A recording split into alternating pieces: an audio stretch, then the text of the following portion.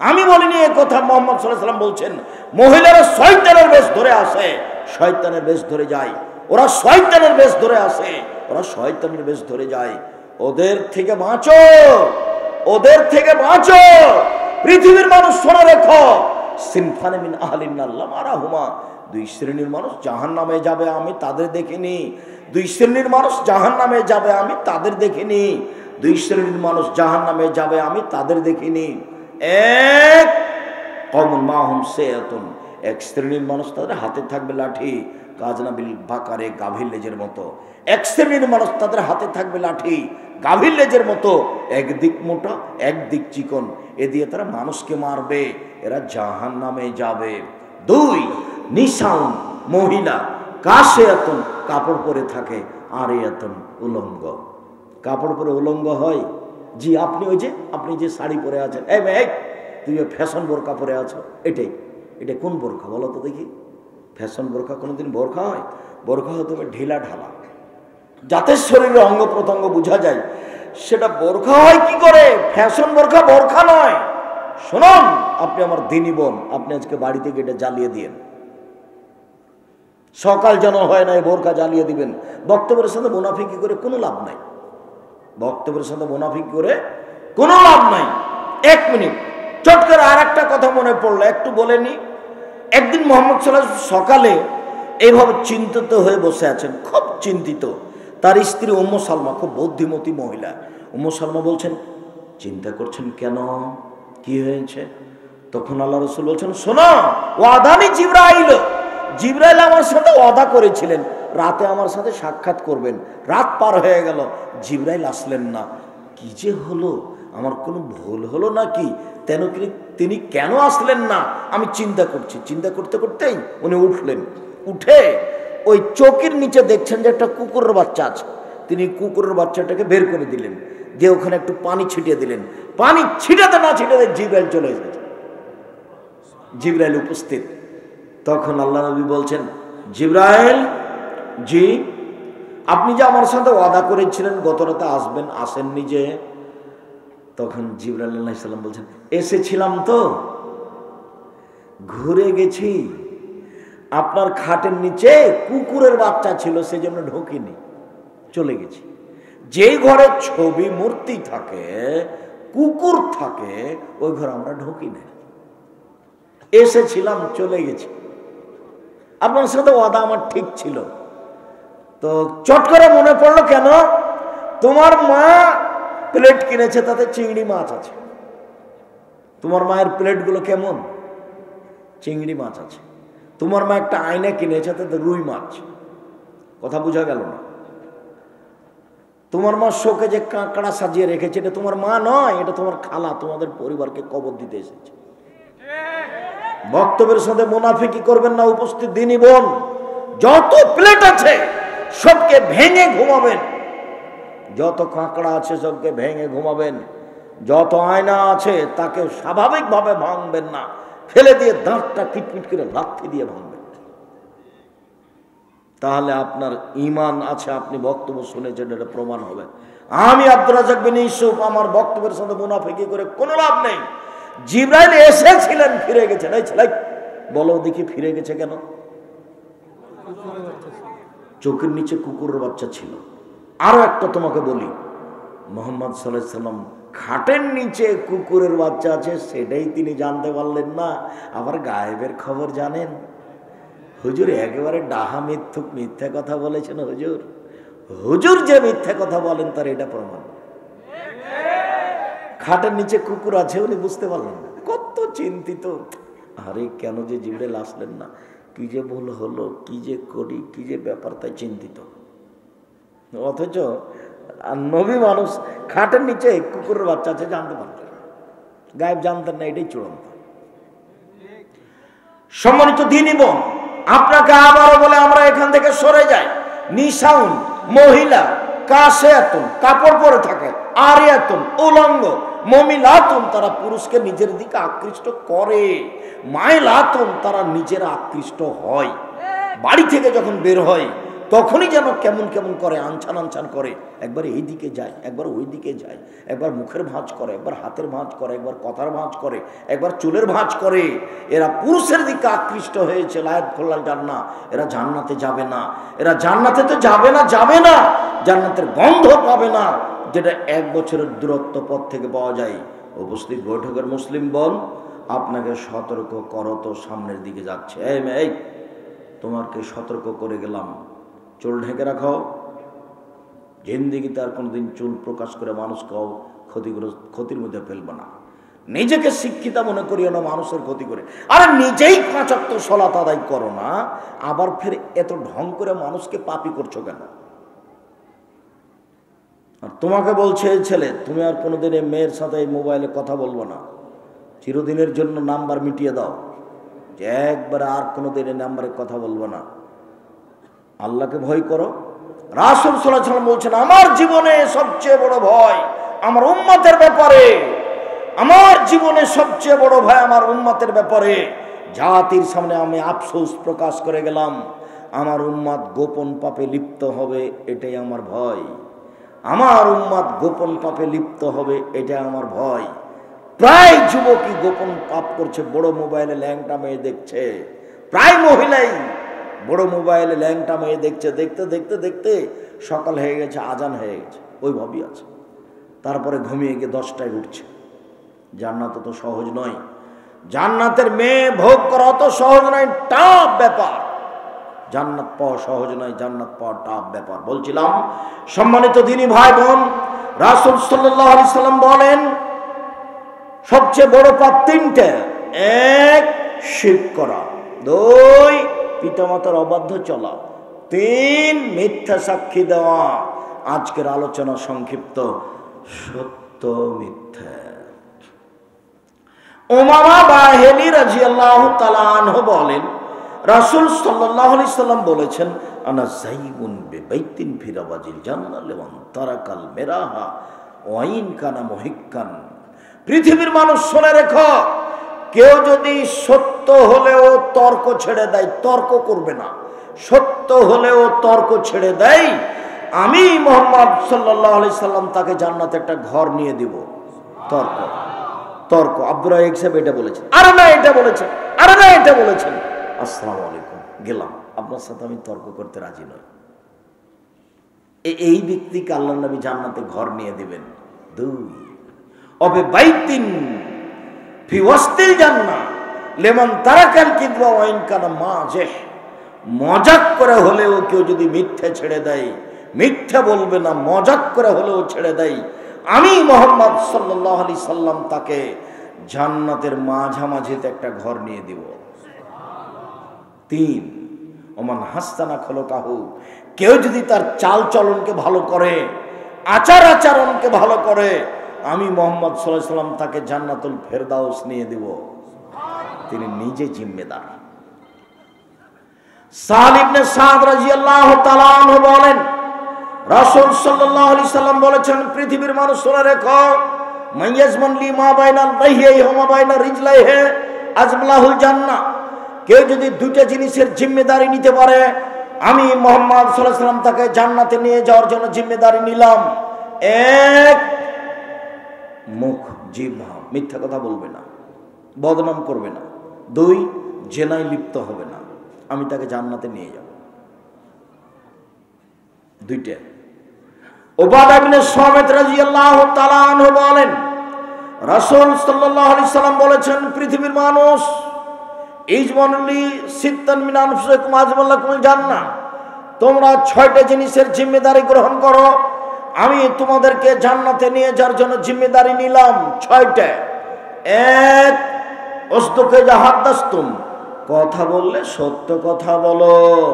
2 অফেজা ওয়াদতুম, মানুষের সাথে ওয়াদা করলে পূর্ণ করো।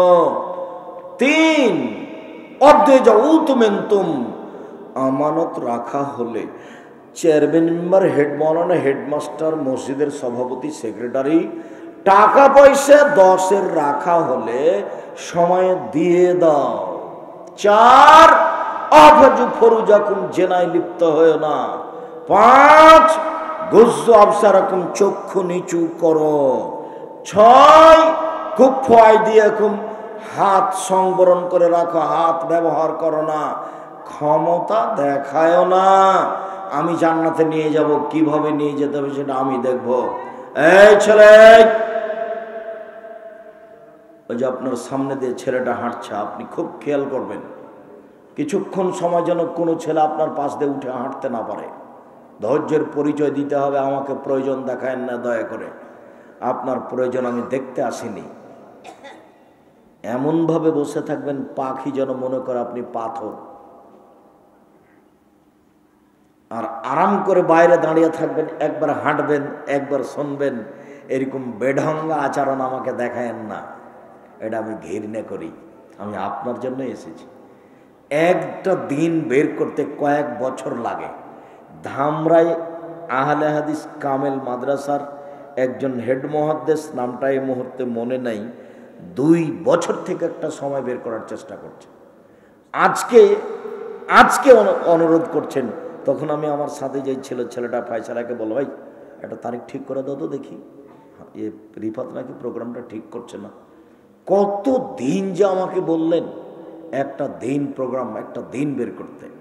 আমার ভাই বলছেন যে আপনি একদিন এখানে আগামী জুমায় আমাদের এখানে জুমার খুতবা দেন।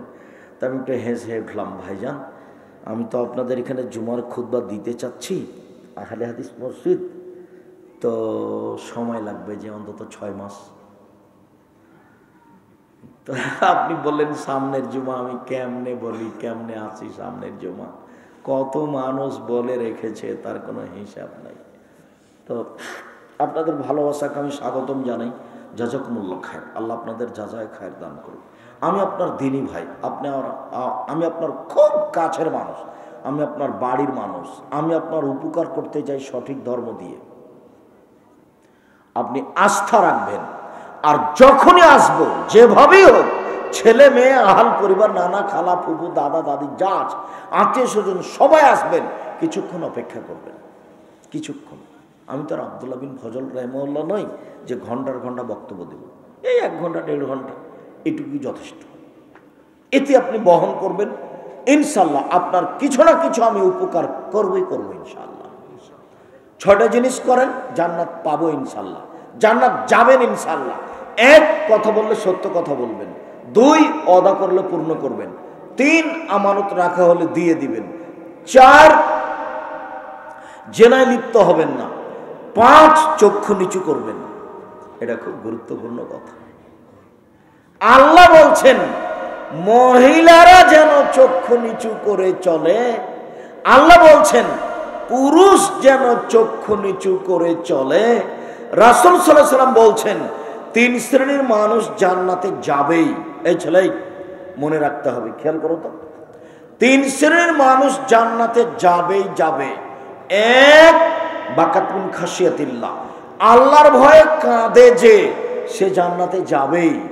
2, হারাসাত ফি সাবিলিল্লাহ, আল্লাহর রাস্তায় পাহারা দেয় যে, সে জান্নাতে যাবেই। 3, বেগানা নারীকে দেখে চক্ষু নিচু করে যে, বেগানা নারীকে দেখে চক্ষু নিচু করে যে, সে জান্নাতে যাবেই যাবে। আবার বলি, আল্লাহ রাসূল বলছেন আলী লা তাত্তাবাই নাজরাতান নাজরা ফাইনালাকাল উলা ওয়ালাইসা লাকাল উখরা। আলী, যদি কোনো মহিলার প্রতি একবার নজর পড়ে তা আর একবার ফেলিও না। আর একবার যদি দেখতে চাও তাহলে তোমাকে শয়তান ব্যবহার করছে। জাবের বলছেন আমি আল্লাহ নবীকে জিজ্ঞাসা করলাম, আল্লাহ নবী আন্নাজারাতিল ফাজাতে, হঠাৎ যদি কোনো মহিলার উপরে চোখ পড়ে যায় তাহলে কি করবো আল্লাহ রাসূল, একটু বলেন তো। হঠাৎ যদি কোনো মহিলার উপরে চোখ পড়ে যায় তাহলে কি করবো আল্লাহ রাসূল? তখন উনি বলছেন ফামারানি, আল্লাহ রাসূল আমাকে আদেশ করলেন আন আসরিফা বাসারি, যে আমি চোখটা ফিরিয়ে নিব। যদি আপনি টিভিতে খবর দেখতে চান, এই মহিলাটার রং মাখানো মহিলাটার খবর শুনতে চান, তাহলে এভাবে বসে থাকতে হবে। আপনি ওর মুখের উপরে তাকাবেন কি করে? নিষেধ তো। বাণিজ্য মেলায় যারা দোকানদার আছে সবাই বেটি ছেলে, সবাই মহিলা। দোকানে মহিলা, কসমেটিকের দোকানে মহিলা, আপনি ওখানে গেছেন বাজার করতে, কি করবেন বাজার? ওকে দেখবেন না আপনি বাজার করবেন। আর আপনার বড় ভাই হলো মহিলা কলেজের প্রিন্সিপাল, আর আপনি হচ্ছেন হাই স্কুল মহিলা গার্লস স্কুলের হেডমাস্টার। কি হবে দুনিয়া করে? জীবনটা 16 আনায় মিছে। মাঝি বলো বাবু, চাঁদ কেন বাড়ে কমে রে? বাবু আমি কো সব জানি। দেখি তোর জীবন 4 আনায় মিছে, আবার 8 আনায় মিছে, আবার 12 আনায় মিছে। বাতাস উঠেছে, নৌকা হেলে উঠেছে। মাঝি বাবু সাঁতার জানো বাবু? মাঝি সাঁতার তো জানি না মাঝি। ও দেখি বাবু এখন তোমার জীবন 16 আনায় মিছে। আরে আমি তো পড়াশোনা জানি না, তুমি তো আমাকে অনেক অপমান করলে। এখন নৌকা ডুবে গেলে আমি তো সাঁতার দিয়ে চলে যাব, তোমার কি হবে? জীবনটা 16 আনায় মিছে। মহিলা গার্লস স্কুলে পড়িয়ে শিক্ষকতা করে বেটি ছেলের মুখের উপরে দিন রাত দেখে আপনি কি করলেন জীবনে? তার আবার রং মাখানো, সব রং মাখানো, সব ছেঁচড়ি, 3 নম্বর শ্রেণীর নয় নারী। শিক্ষিত নয় এরা। যারা নিজের রূপ চেহারা প্রদর্শন করে ওরা মানুষকে জাহান্নামের দিকে ঠেলে দেওয়ার জন্য এসে। ওরা শিক্ষিত নারী নয়, ওরা বর্ণ, ওরা বর্বর, ওরা অসভ্য, ওরা অশিক্ষিতা। মহান আল্লাহ বলেন অকারনা ফি বুয়ুতিকুন্না ওয়ালা তাবাররাজনা তাবারুজাল জাহিলিয়াতুল উলা। হে মুসলিম মহিলা, তোমরা বাড়িতে থাকো। বর্ণতার যুগে, বর্বরতার যুগে, অসভ্যতার যুগে নারীরা যেভাবে প্রদর্শন দিয়ে চলতো সেভাবে চলনা জরুরি ঘোষণা। আল্লাহর নবী একবার যদি চোখ পড়ে তাহলে আর একবার দেখা যাবে না। তো হঠাৎ চোখ পড়ে গেলে কি করতে হবে? মুখ ফিরিয়ে নিবা। এটা তো আদেশ, মুখ ফিরিয়ে নিবা আদেশ। তাহলে বলেন এখন এই শিক্ষকতা কেমনে চলে? আপনাদের বাড়িতে তো টিভি আছে, টাকা পয়সা, বাড়ি তো ঢাকায়। ঢাকায় মানে কি? মানে একবারে দেওয়াল ভর্তি টিভি, গোটাটাই। তাহাজ্জুদ পড়তে উঠেছে মুরব্বী মানুষ, আর দুয়াও পড়েছে আকাশের দিকে মুখ করে। লা ইলাহা ইল্লাল্লাহু ওয়াহদাহু লা শারীকা লাহু লাহুল মুলকু ওয়া লাহুল হামদু ওয়া হুয়া আলা কুল্লি শাইইন কাদির ওয়া সুবহানাল্লাহি ওয়া আলহামদুলিল্লাহি ওয়া লা ইলাহা ইল্লাল্লাহু আকবার ওয়া লা হাওলা ওয়া লা কুওয়াতা ইল্লা বিল্লাহ রাব্বিগফিরলি রাব্বিগফিরলি। এই দুয়াও পড়েছে, 2 রাকাত সালাত আদায় করেছে। তারপরে শয়তান ধরেছে। শয়তান বলছে একটু টিভিটা চালু করো না। যেমন চালু করেছে বিশাল মহিলার ল্যাংটা হয়ে চলে এসেছে। বাকি সময় দেখতে দেখতে আজান হয়ে গেছে ফজরের। জান্নাত সহজ নয়, জান্নাত পড়া ব্যাপার। মহান আল্লাহ বলেন লাম ইয়াতমাসুন্না ইনসুন কাবলাহুম ওয়ালা জান। জান্নাতে যে সব নারী আছে তাদেরকে জিন কোনোদিন স্পর্শ করেনি, তাদেরকে মানুষ কোনোদিন স্পর্শ করেনি, তাদেরকে জিন কোনোদিন দেখেনি, তাদেরকে মানুষ কোনোদিন দেখেনি। তাদেরকে এমন ভাবে রাখা হয়েছে তোমরা যদি তাদের দেখো তাহলে মনে হবে ঝিনুকের মধ্যে লুকানো মুক্তা। ওরা সহজ নয়। হজবতের নারী সওয়াত হজবতে জান্নাতুল মাকারে, নিয়ম নীতি কষ্ট ক্লেশ দিয়ে জান্নাত ঘেরা আছে, ত্যাগ তিতিক্ষা দিয়ে জান্নাত ঘেরা আছে, মনের ইচ্ছা দিয়ে জাহান্নাম ঘেরা আছে। মন মতো চলে যে জাহান্নামে যাবে সে, মিথ্যা কথা বলে যে, ধোঁকাবাজি করে যে, মানুষকে অপমান করে যে, দাঙ্গাবাজি করে যে, মন মতো চলে সে, মানুষকে জেল হাজতে দেয় যে, মন মতো চলে সে, মন মতো চলে যে জাহান্নামে যাবে সে। দোকানে বসে আড্ডা পিটে যে, ল্যাংটা মেয়ে দেখে যে, মন মতো চলে সে, মন মতো চলে যে জাহান্নামে যাবে সে। সুদ ঘুষ খায় যে, চলে যে জাহান্নামে যাবে সে। নগ্ন পোশাক পরে যে, চুল খুলে পুরুষকে দেখে চলে যে, পেট পেট দেখে পুরুষকে দেখে চলে যে জাহান্নামে যাবে সে। মন মতো চলে যে জাহান্নামে যাবে সে। ত্যাগ তিতিক্ষা কষ্ট ক্লেশ করে জীবন বাজি রেখে ইবাদত করে যে জান্নাতে যাবে সে। হাদিস বুখারী মুসলিম। সম্মানিত দিনী ভাই বোন, বলছিলাম 6টা মনে থাকবে কিনা? 1 সত্য কথা, 2 অদাপূর্ণ, 3 আমানতের রক্ষা, 4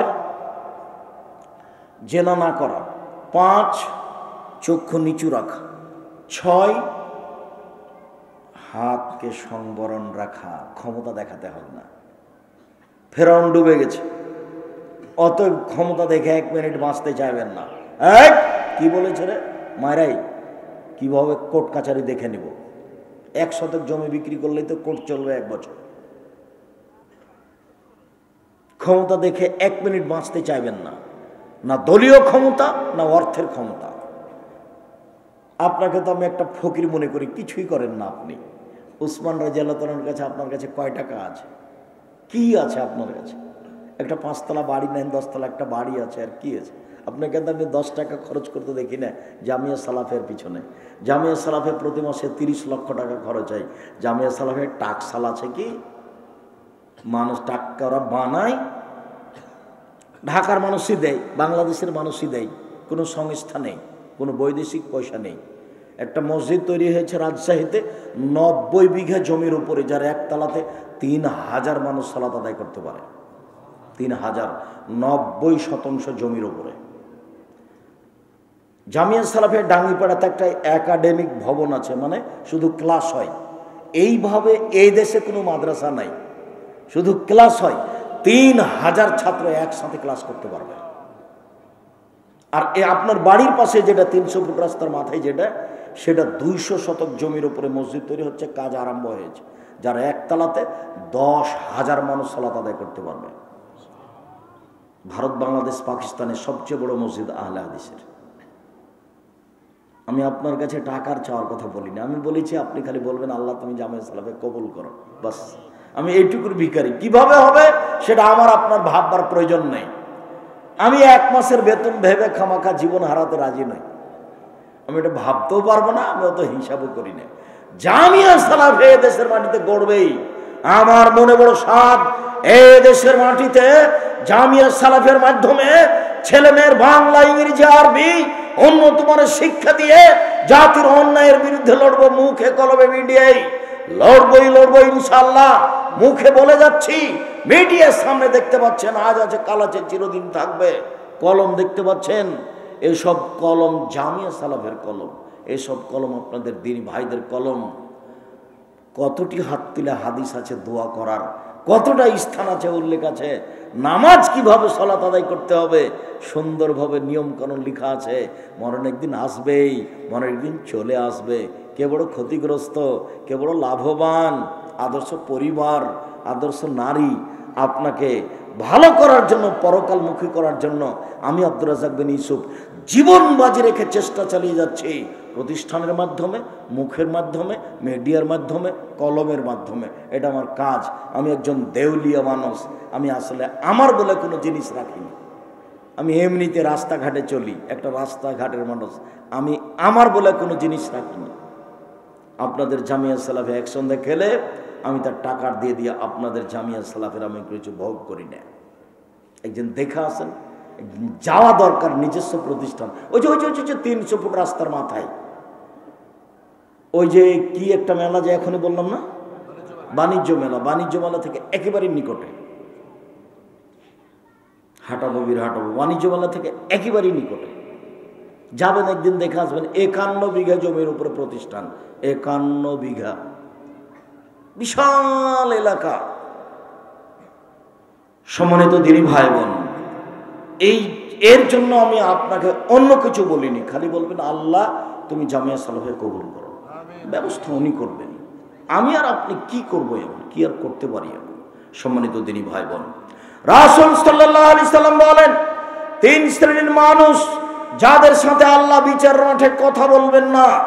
3 শ্রেণীর মানুষ যাদের প্রতি আল্লাহ দয়ার দৃষ্টি দিবেন না, ওদের সাথে কোনো কথাই নেই। যা, ওরা কত বড় পাপী, ওদের সাথে কোনো কথাই নেই। যা, ওদের সাথে কোনো কথাই নেই। অবাক কথা, অথচ তিনি রহমান। শুধু তাই নয়, এই কথাটা বলার পূর্বে আরেকটা কথা বলি। আবু হুরায়রা রাদিয়াল্লাহু তাআলা আনহু বলেন, রাসূল সাল্লাল্লাহু আলাইহি সাল্লাম বলেছেন, ইন্না লিল্লাহি মিয়া রাহমা, আল্লাহর নিকটে ছিল 100টি দয়া। আল্লাহর নিকটে ছিল 100টি দয়া। আল্লাহর নিকটে ছিল 100টি দয়া। আনজালা মিনহা রাহমাতান ওয়াহিদা বাইনাল জিন্নি ওয়াল ইনসি ওয়াল বাহাইমি ওয়াদ দাব্বে। পৃথিবীতে যত প্রাণী আছে, মানুষজন, জিন, ইনসান, কুকুর, শ্রীগাল, পশু প্রাণী, সাপ, ব্যাঙ, যত প্রাণী আছে সব প্রাণীর ভিতরে একটা দয়া ভাগ করে দিয়েছেন।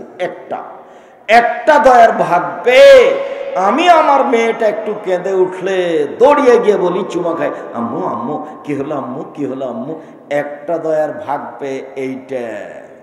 কুকুরের বাচ্চাটা আপনি হাত দেন তার গায়ে, তার মা লাফ দিয়ে আসবে, ও একটা পশু। একটা দয়ার ভাগ পেয়ে কুকুর তার বাচ্চাকে আদর করে রাখে।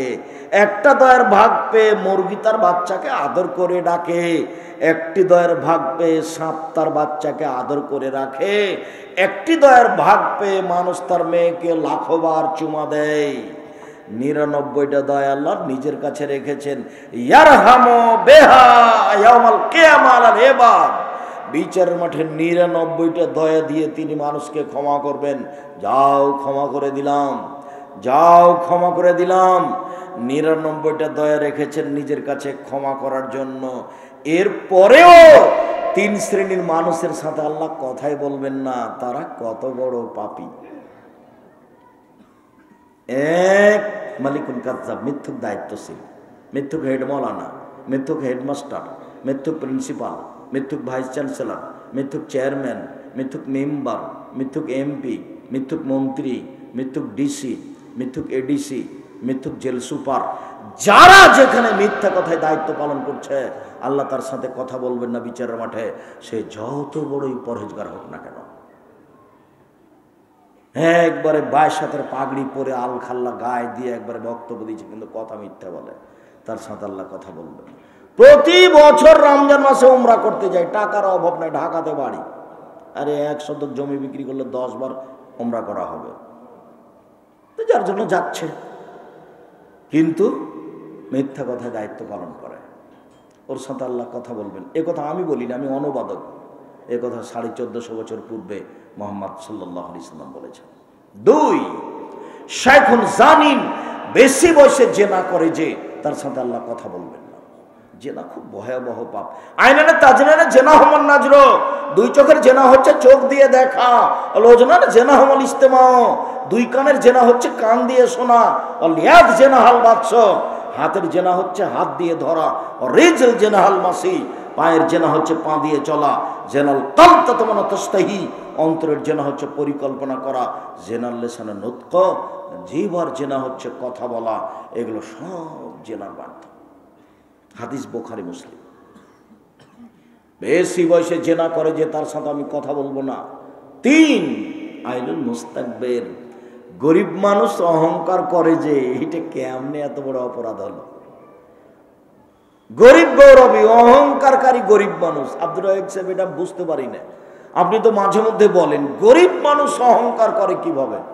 তো আমি যেভাবে বুঝেছি সেইভাবে আপনাকে বলি।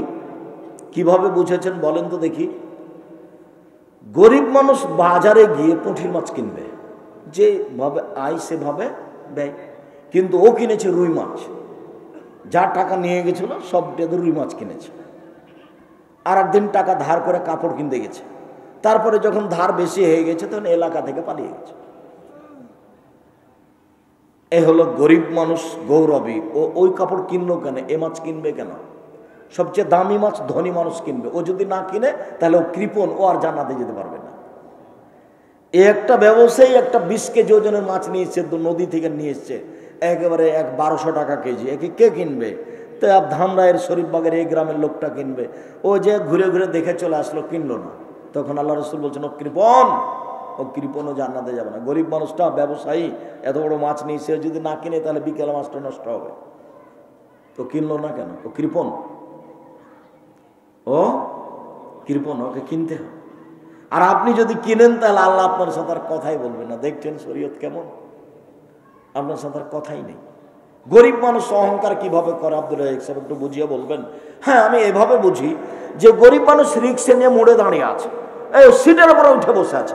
আমি বলছি চলো তো একটু বাজারে চলো তো, মেন রাস্তায় চলো তো। তখন বলছে এখন যাবো না। আরে তুমি এই জন্যই তো আছো, যাবা না কেন? তুমি কাজ করতে এসেছো, কাজ করো। ধান পেকে গেছে, বৃষ্টি হচ্ছে, ধানগুলো নষ্ট হয়ে গেল। গরিব মানুষ ধান কেটে মানুষের বাড়িতে কাজ করে খায়। আমি বলছি চলো তো ভাই একটু ধানগুলো কেটে দাও। বলছে 2 দিন কাজ করবো না। ভালো মানুষ 2 দিন কাজ করবে না, ওর হলো কাজ করা কাজ, আর আমাকে কাজ করে নিতে হবে। এটাই পৃথিবী, এভাবেই চলছে। কেন করবে না? এ হলো গরিব মানুষ, অহংকারী। তার মতো চলতে হবে, আমার মতো চলতে হবে। আমি তাকে কাজ করাই, কাজ শেষে সন্ধ্যা আমি তাকে টাকা দিব, এমনি কাজ করিয়ে নেব। কাজে আমার মতো চলতে হবে তাকে, নইলে সংসার চলবে না, পৃথিবী চলবে না। সম্মানিত দিনী ভাই বোন, রাসূল সাল্লাল্লাহু আলাইহি সাল্লাম বলছেন, এইখানে আরেকটা শব্দ আল্লাহ রাসূল উল্লেখ করেছেন অন্য বর্ণনায়, ওয়াইলুল মুস্তাকবির মুসবিলুন বিল ইজার, যে টাকনোর নিচে পায়জামা প্যান্ট লুঙ্গি রাখে সেই জান্নাতে যাবে না, তার সাথে কথাই হবে না, কোনোদিন নয়। দাড়ি চাঁচবেন না, পায়জামা প্যান্ট লুঙ্গি টাকনোর নিচে রাখবেন না, কোনো সময় না। নবীগণের বৈশিষ্ট্য 10টি। 1, এফাউল্লোহা, দাড়ি বড় করা, কাটবেন না, ছাঁটবেন না, ছোট করবেন না, যেভাবে আছে আল্লাহর হস্তে। বিবাহ হোক আর না হোক, এই ছেলেরা বিবাহ হোক আর না হোক আল্লাহর হস্তে ছেড়ে দিবে। বিবাহ না হলে এমনি থেকে যাবো। বেটা কত বেটি ছেলে আছে যারা দাড়ি ছাড়া বিবাহ করতে চায় না। 2, কাসুসারে, মোচ কেটে ফেলতে হবে, কাঁচি দিয়ে মোচ কেটে ফেলতে হবে, মোচ যেন হালকা থাকে। একবারে চেঁচে ফেললে বেটি ছেলে মনে হবে, যার কারণে দাড়ি রাখতে হবে, নইলে দাড়ি চেঁচে ফেললে মহিলাদের সাদৃশ্য হবে, তখন পুরুষত্ব শক্তি কমে যাবে, মানুষের চেহারার পুরুষের থাকবে না, নারীর হয়ে যাবে, তখন আল্লাহর পক্ষ থেকে অভিশাপ হবে, পুরুষত্ব শক্তি কমে যাবে, চোখের পাওয়ার কমে যাবে, অভিশাপ হবে, অনেক ঝামেলা নেমে আসবে দাড়ি চাচলে।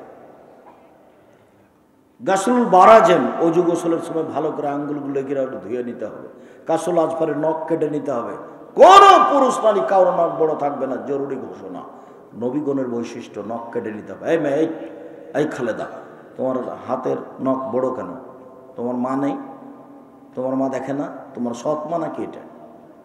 প্রতি সপ্তাহে প্রতি বৃহস্পতিবার নখ কাটবে, একবারে সুন্দর কেটে কেটে নেবে, একটুকু যেন না থাকে। আর মহিলারা হাতের নখে, পায়ের নখে মেহেদি দিতে বাধ্য, দিতেই হবে। চাঁপাই নবগঞ্জের ভাষাতে মহিলা তো দিবে, ওর বাপকে দিতে হবে, মানে দিতেই হবে, এটা জরুরি ঘোষণা। পুরুষ মানুষ হাতে মেহেদি দিতে পাবে না, নিষেধ। পুরুষ মানুষ যদি হাতে মেহেদি দেয় তাহলে গুনাহগার হবে। দাড়ি পেকে গেলে দাড়িতে দিবে।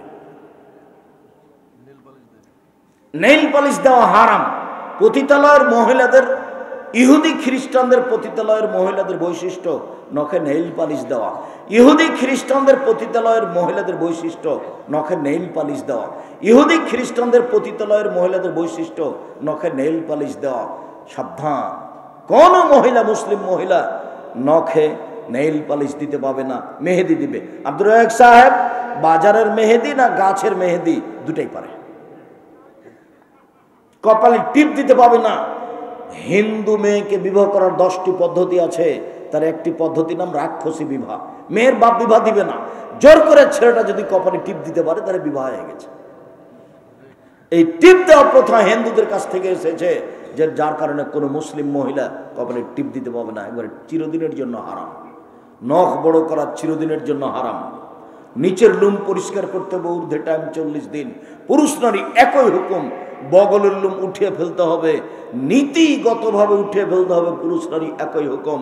সম্মানিত দিনী ভাই বোন, বলছিলাম টাকনোর নিচে পায়জামা প্যান্ট লুঙ্গি রাখবেন না, মহিলাদেরকে নিচে রাখতে হবে, এটাই জরুরি। রাসূল সাল্লাল্লাহু আলাইহি ওয়াসাল্লাম বলেন, আলোচনার শেষের দিকে চলে আসলাম, রাসূল সাল্লাল্লাহু আলাইহি সাল্লাম বলেন, ইন্না সিদকা ইহদি ইলাল বিররি, নিশ্চয় সত্য নেকির পথে নিয়ে যায়। অল বিররা ইহদি ইলাল জান্নাহ, নেকি মানুষকে জান্নাতে নিয়ে যায়। অল কিযবা ইহদি ইলাল ফুজুরে, মিথ্যা মানুষকে পাপের দিকে নিয়ে যায়। অল ফুজুরা ইহদি ইলান নারে, আর পাপ মানুষকে জাহান্নামে নিয়ে যায়। পাপের ফলাফল জাহান্নাম। সম্মানিত দিনী ভাই বোন, এই ছেলে থামো, আমি দোয়া পড়ি, আর এত তাড়াতাড়ি করলে হবে? মার্চের 3-4 মার্চ আপনার এখানে সম্মেলন, সবাইকে যেতে হবে। খালি আমাকে আসতে বলছেন, আপনি যাবেন না? এই ছেলে বলো ইনশাআল্লাহ। হাত উঠাতে দেখি, শরম পাচ্ছ নাকি দেখি? ইনশাআল্লাহ ইনশাআল্লাহ আমি জুমার খুতবায় থাকবো ইনশাআল্লাহ। মার্চের 3-4 পূর্বাচল বাণিজ্য মেলার ওই পারে। আমি দিনাজপুর যেতে বলিনি, 3রা ফেব্রুয়ারি দিনাজপুর অনেক দূর, মনে চাইলে যাবেন, তবে এখানে যাবেন নিজের প্রতিষ্ঠান, আপনার প্রতিষ্ঠান। 1 2 হলো এই যে মুখে কলমে মিডিয়ায় সত্য কথা বলেছি, কোনোদিন মিথ্যার আশ্রয় নিইনি। মর্মে কলম সব মিথ্যে। আপনার সলাতের উপরে বই নেবেন, কে বড় লাভবান, কে বড় ক্ষতিগ্রস্ত, আদর্শ নারী, আদর্শ পরিবার। ও আপনাদের প্রিয় ভাই, প্রিয় সন্তান আব্দুল্লাহর ব্যতিক্রম বুখারীর ব্যাখ্যা মিন্নাতুল বারি নিয়ে যাবেন। আর আমার যদি তাওজীহুল কোরআন বইটা থাকে, তাফসির ব্যতিক্রম তাফসির নিয়ে যান। আর শেষের সময় 4টা কথা মনে রাখবেন: 1 5 ওয়াক্ত সালাত, 2 হালাল রুজি, 3 দোকানে না বসা, 4 কোরআন তেলাওয়াত করা। অল্প হলেও কোরআন তেলাওয়াত করবেন, আর রাতে ঘুমানোর সময় সূরা মুলক পড়বেন, ইনশাআল্লাহ জান্নাত হবে। দিনী ভাই বোন, আমি আপনাদেরকে স্টেজ থেকে, আমার হাতের বাম দিক থেকে সবকে বইগুলি সংগ্রহ করার অনুরোধ জানাচ্ছি। এবং আমি আপনাদের কয়েকটা জিজ্ঞাসা আছে, তার প্রশ্নের উত্তর দিচ্ছি, এবং আমি বইগুলি সংগ্রহ করার জন্য অনুরোধ জানাচ্ছি।